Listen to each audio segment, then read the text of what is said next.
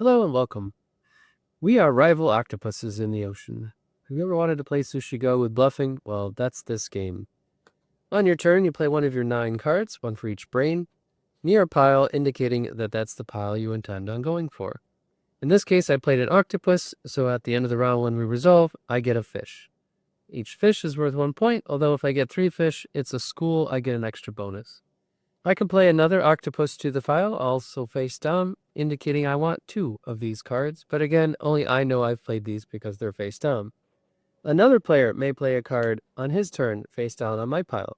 Is it his octopus, or is that a pile of sharks? So every player has a pile of sharks and an eel, which are the 2 threat cards which would eat some of the octopus in the pile. So now comes the mind game where I have to figure out, what did they play? Did they play an eel because they want to prevent me from getting a fish? Or did they play a pile of sharks? Or maybe they're after the fish as well.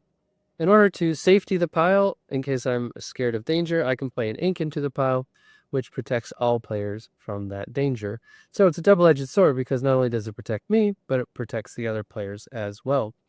There is an action card in the game, which is the punch.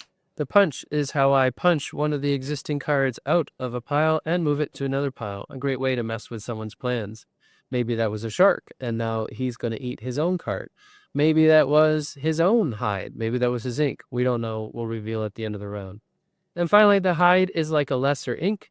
It protects just the green player, so if there were a threat in this pile, only the green player would be safetied.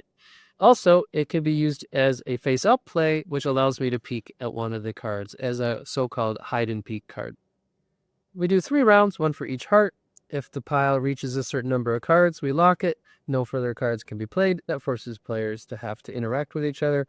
At the end of 3 rounds, we look at all the victory point cards we've accumulated up until that point, and the player with the most wins. Thanks so much for watching.